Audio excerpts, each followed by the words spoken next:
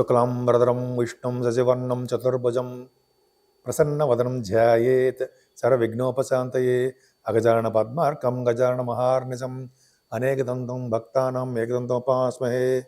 ఓం గం గణపతయే నమః. ఓం శ్రీమాత్రే నమః. ఓం శ్రీ గురుభ్యోం నమః. మా ఆది ఆస్ట్రాలజీని చూస్తున్నటువంటి మీ అందరికీ, అలాగే విదేశాల్లో కూడా ఉంటూ నన్ను ఎంతగానో ప్రోత్సహిస్తూ, విదేశాల్లో వాళ్ళే కదండి, మీరు కూడా నన్ను ఎంతగానో ప్రోత్సహిస్తూ, అలాగే నా వీడియోలు కూడా చూస్తూ నన్ను ఎంతగానో ప్రోత్సహిస్తున్నారు. సో మీరందరికీ పేరు పేరున నా హృదయపూర్వక నమస్కారాలు. ఇప్పుడు మనం 12 రాశుల వాళ్ళకి మకర రాశిలో సూర్య భగవాను ప్రవేశించినప్పుడు కలిగే ఫలితాలు ఎలా ఉంటాయి తెలుసుకుందాం. దానికంటే ముందర ఏంటంటే, మీరు మీ జాతకాలు తెలుసుకోవాలన్నా, లేదా మీ ముహూర్తాలు పెట్టించుకోవాలన్నా, ముఖ్యంగా ఏంటంటే మీ జాతకాలు తెలుసుకోవాలనుకుంటే date of birth, time of birth, place of birth ఉండాలి. సో మీకు ఏమి ప్రాబ్లమ్స్ ఉన్నాయి, వివాహం ప్రాబ్లమ్సా, లేకపోతే మ్యాచింగ్ అంటారు సార్, వధువు యొక్క జాతక మ్యాచింగ్, అది తెలుసుకోవాలన్నా, అలాగే ఇదంతా కూడా మకర రాశిలో ప్రవేశించినటువంటి సూర్యభగవాను కాబట్టి ఉత్తరాయణ పుణ్యకాలం.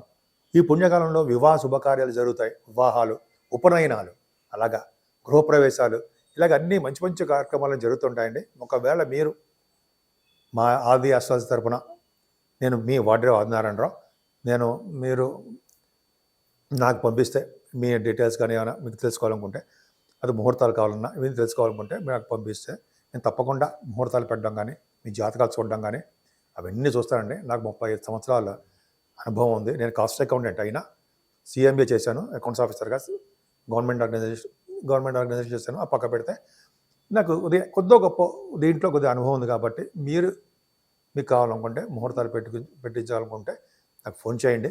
ఒకవేళ నేను షూటింగ్స్లో ఉంటే నేను ఫోన్ లిఫ్ట్ చేయలేకపోవచ్చు, సైలెంట్లో ఉంటుంది. మీరు మీ కింద నెంబర్కి ఫోన్ చేసినా అయితే మీకు వాట్సాప్ నెంబర్ కూడా ఉంటుంది. వాట్సాప్లో మెసేజ్ పెట్టినా నేను మీకు ఏమి కావాలో అనేది దాంట్లో రాయండి. రాస్తే నేను తప్పకుండా ఈ షూటింగ్స్ అన్నీ అయిపోయిన తర్వాత కూడా నేను ఫోన్ చేసి మిమ్మల్ని పలకరిస్తాను. మీకు ఏం కావాలో కూడా అడుగుతాను. సో మీకు ఏమైనా కావాలనుకుంటే ఈ కింద నెంబర్కి ఫోన్ చేయండి. ఇప్పుడు మనం మకర రాశిలో సూర్యభగవానుడు ప్రవేశించినప్పటి నుండి 12 రాశుల వాళ్ళకి ఎలా ఉండబోతోంది? బ్రహ్మాండంగా ఉండబోతుందండి. అంటే సూర్యభగవానుడు యొక్క పవర్ ఎలా ఉంటుంది, జనవరి నుంచి ఇలా ఉండబోతోంది తెలుసుకుందాం. ఈ సూర్యభగవానుడు అంటే మకర రాశిలోకి 14వ తారీఖు జనవరి నుంచి మకర రాశిలో ప్రవేశిస్తాడు. 12వ తారీఖు ఫిబ్రవరి వరకు కూడా మకర రాశిలోనే ఉంటాడు ఆయన. సో ఈ మకర రాశిలో ఉండడం వల్ల 12 రాశుల వాళ్ళకి ఫలితాలు ఎలా ఉంటాయో తెలుసుకుందాము. కుంభరాశి వారికి అంటే మకర రాశిలోకి ప్రవేశించే సూర్యభగవానుడు మీకు 12వ రాశి అవుతుంది. కుంభరాశి వారికి ఎలా ఉండబోతోంది? మకర రాశిలోకి సూర్యభగవానుడు ప్రవేశించడం వలన బాగానే ఉండబోతుందండి. కాకపోతే ఏంటంటే మీకు కొద్దిగా అనారోగ్య సమస్యలు రావడానికి అవకాశం ఉంది. అంటే శరీరంలో అనారోగ్యం, అంటే కొద్దిగా హెల్త్ ప్రాబ్లమ్స్ వస్తాయేమో. అంటే కొద్దిగా మెడిసిన్స్ వాడుతూ జాగ్రత్తగా ఉండండి. కొద్దిగా ఎక్సర్సైజులు చేస్తూ, కొద్దిగా వాకింగ్ చేస్తూ కొద్దిగా జాగ్రత్తగా ఉండాల్సిందే. ఎందుకంటే సూర్య భగవానుడు 12వ భావంలో ఉన్నాడు, శని భగవానుడు ఈ రాశిలో ఉన్నాడు. సో ఏదేమైనా కొద్దిగా జాగ్రత్తగా ఉండండి, హెల్త్ ప్రాబ్లమ్స్ వస్తాయి. అంతేకాకుండా ఈ హెల్త్ రీత్యా, లేకపోతే అనేక రకాల పనుల రీత్యా బాగా ధనము ఖర్చు చేయవారుగా మీరు ఉంటారు. అంటే ఎప్పుడు కూడా మీకు రాబడి తక్కువ, ఖర్చు ఎక్కువ, అలా చేస్తుంటారు. ఇంకా చెప్పాలంటే దేవతారాధన కోసం కూడా మీరు ధనం ఖర్చు పెడతారు. దేవతారాధన అంటే మీరు సపోజ్ టెంపుల్స్కి వెళ్తారు, దైవ దర్శనం చేసుకుంటారు, ఈ అన్నదానానికో లేకపోతే గుడ్లకో ఏదో ఒక విధంగా మీకు డబ్బులు ఖర్చు చేయడం కూడా బాగా జరుగుతుందండి.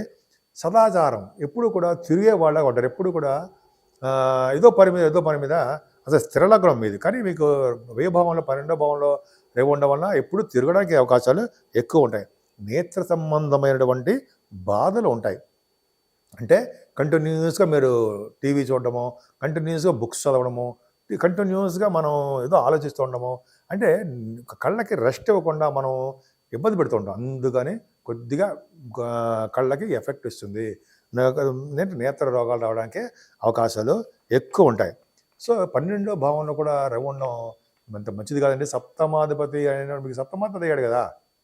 ఆయన అంటే రవి 12 భావంలో ఉన్నాడు. అంటే భర్త అయితే భార్య, భార్య అయితే భర్త, సప్తమ భావం వాళ్ళకి కొద్దిగా ప్రాబ్లమ్స్‌గా ఉంటాయి. అంటే ఎక్స్‌పెన్సివ్‌గా ఉంటుంది వాళ్ళకి. అంటే భర్త వలన మీకు ఉండడము, మీ వలన భర్తకి ఎక్స్‌పెన్సివ్‌గా ఉండడము, ఖర్చులు ఉండడము, కొద్దిగా మెడిసిన్స్ వాడడము, డాక్టర్స్‌ని కన్సల్ట్ చేయడము జరుగుతూ ఉంటుంది. అది వివాహ శుభకార్యాలు కూడా సప్తమాధిపతి అయ్యాడు కాబట్టి ఆ ధనము విపరీతంగా ఖర్చు అవ్వడానికి ఎక్కువ అవకాశం ఉంది. బిజినెస్ కూడా సంబంధించింది కాబట్టి ఈ సప్తమ భావం కళత్ర స్థానము, విజయస్థానము అంటాం కాబట్టి ఈ విజయం అనేది 12 భావం ఉంది కాబట్టి సంప్రాప్తించదు. విజయం సాధించడానికి చాలా కష్టపడాల్సిందే. సూర్యభగవాన్ యొక్క బ్లెస్సింగ్స్ ఉండాలి. సో జనవరి, ఫిబ్రవరిలో కొంచెం బాగా కష్టపడండి. అసలు మనకు బాగా సక్సెస్ అవ్వాలంటే ఏం చేయాలి? ఏం లేదండి. సూర్యభగవాన్ని ముందర అసలు సూర్యభగవానుడు 14 తారీఖు వస్తే ఏం చెప్తాడో చెప్పుకుందాం. ముందర సూర్యభగవాను గురించి చెప్తాను. చివరిలో దానాలు ఎలా ఇవ్వాలి ఏంటి అనేది. 14వ తారీఖుని సూర్యభగవానుడు మకర రాశిలోకి రావడం వల్ల ఉత్తరాయణ పుణ్యకాలం అంటాం కదా. ఉత్తరాయణ పుణ్యకాలం, దక్షిణాయనం కాదు, దక్షిణాయనం వెళ్ళిపోయి ఉత్తరాయణం వస్తుంది. ఈరోజు చేసే స్నానాలు అధికమైన ఫలితాలు ఇస్తాయండి. ఎటువంటి దోషాలు లేకుండా కాపాడతాయి. స్నానాలు అంటే నది స్నానం కానీ, సపోజ్ కొంతమంది గంగా నది, అలాగే త్రివేణి సంగమంలో అద్భుతం, బాగా చాలా మంది స్నానాలు చేస్తారు ఆ రోజు. అంతేకాకుండా త్రివేణి సంగమము, సరయు నది స్నానము, యమునా నది స్నానాలు ఉంటాయి కదా, ఆ నది స్నానాలు, అయితే దగ్గరలో ఉన్న గోదావరి ఏదో ఉంటుంది కదా, కృష్ణ అంటాం, ఆ నది స్నానాలు కానీ మీ ఇంట్లో అయినా చేసిన స్నానాలు చేయడం ఒకటి. తర్వాత అర్ఘ్యం సమర్పించాలంటే భగవంతుడికి, సూర్యభగవానుడికి అర్ఘ్యం అంటే దోశల నిండా నీళ్లు తీసుకుని కొద్దిగా వీలుంటే ఇంట్లో ఉన్నవాళ్ళు ఎర్రటి పుష్పాలు వేసి సూర్యభగవానుడికి అర్ఘ్యం సమర్పించడము, 11 సార్లు మీ సూర్యభగవానుడి యొక్క మంత్రం జపించడము, లేదా సోహం సూర్యాయ నమః అంటూ చేయడము, లేకపోతే గాయత్రి మంత్రం చేయడంతో అర్ఘ్యం సమర్పించడము. అలాగే దశ గాయత్రి కానీ 11 సార్లు 10 సార్లు కానీ అదే 108 సార్లు గాయత్రి జపం చేయడం ఒకటి చాలా చాలా ఇంపార్టెంట్ అండి. ఈ నెల్లాళ్ళు కూడా గాయత్రి జపం చాలా మీకు పట్టు ఇస్తుంది.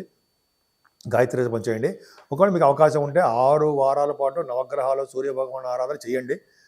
చివరి 6వ వారంలో సూర్యభగవానుడికి ప్రీతిరీత్యా మీరు బ్రాహ్మణుడికి గోధుమ దానం చేయడం, దక్షిణతో పాటు మీరు బ్రాహ్మణుడి దానం చేయండి. చాలా మంచి ఫలితాలు వస్తాయి. అంతేకాకుండా ఇప్పుడు మనం ఈ స్నానాలు చేసిన తర్వాత దానాలు కూడా చెప్పారు కదండి. ఇంకోటి ఏంటంటే బంగారం దానం. ఎవరికైనా అవకాశం ఉంటే కొంచెం మీలో బంగారం, 1 గ్రాము బంగారము వేద పండితులకు కానీ, శాస్త్రాలు ఎరిగిన వారికి కానీ, బ్రాహ్మణులకు కానీ, పూజారులు ఉంటారు కదా, పూజ చేయించేవాళ్ళు మీకు, వాళ్ళకి కానీ దానం ఇవ్వండి, చాలా మంచిది. అంటే బ్రహ్మలోక ప్రాప్తి అని అంటాం.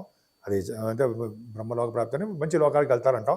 అంతేకాకుండా బంగారము, వెండి, వస్త్రాలు, స్వయంపాక దానము, తర్వాత అన్నదానము, ఇలాగ పళ్ళు, ఫ్రూట్స్, ఆ దానాలు, ఏ దానం మనకు చేతిలో ఏదంటే అది దానాలు ఇవ్వడం చాలా మంచి వారికి, సత్ప్రవర్తన గల వారికి మంచి ఇవ్వడం వల్ల మంచి ఫలితాలు ఉండాలని సందేహం లేదు. అలాగే దేవాలయ సందర్శన చేయండి. ముఖ్యంగా సూర్యభగవాన్ దేవాలయాలు సందర్శిస్తే మరీ మంచిది. సూర్యభగవాన్ దేవాలయం శుభ్రపరిచిన చాలా మంచిది. మంచి ఫలితాలు ఉంటాయి. సూర్యభగవాన్ దేవాలయమే కాదండి, ఏ దేవాలయం అయినా సరే, ఏ టెంపుల్ అయినా సరే వెళ్ళి మనం షై ఫీల్ కావద్దు. ఎందుకంటే మనం ఎప్పుడూ కష్టపడుతూనే ఉంటాం. ఫారిన్ కంట్రీస్ వెళ్తే చూడండి ఎవరి పనులు చేసుకుంటారంటగా, మనం ఎక్కడున్నా సరే దేవాలయాలకు వెళ్ళడము, వాళ్ళు శుభ్రపరచడము, ఏదైనా వస్తువులు కనిపిస్తే పక్కన వేయడము, డస్ట్బిన్స్లో వేయడం చేస్తే మంచిది. జనరల్గా మనకి ఎవరు శుభ్రం చేస్తాడు ఒప్పుకోరు. అయినా కూడా మనం అవకాశం ఉంటే మనం ఎక్కడికి వెళ్ళినా శుభ్రం చేద్దాం, మంచి ఫలితాలు పొందాం. సో ఈ విధంగా మీరు సూర్యభగవాన్ ఆలయాలు వెళ్ళండి. సూర్యభగవాన్ కాదు, ఏదైనా టెంపుల్స్ ఈరోజు సందర్శించండి, మంచి ఫలితాలు వస్తాయి. సో మీరు ముఖ్యంగా ఆరోగ్యంగా ఉండాలని, మీ భర్త కానీ భార్య కానీ ఆరోగ్యప్రదంగా ఉండాలని, త్వరలో వివాహాలు జరుగుతూ మంచి శుభకార్యాలు శుభవార్తలు వినాలని, ఎప్పుడు కూడా మీకు నేత్ర రోగాలు రాకుండా ఎప్పుడు తృప్తిగా ఆనందంగా ఉండాలని, ముఖ్యంగా సూర్యభగవాన్ నమస్కార ప్రియుడు. సో నమస్కారం చేయడం వల్ల ఆరోగ్య ప్రదాత, ఐశ్వర్య ప్రదాత. సో ఈ సూర్యభగవాన్ నిరంతరము కొలుస్తూ ఉండండి, మంచి ఫలితాలు అడ్డంతటవే వస్తాయి మీకు.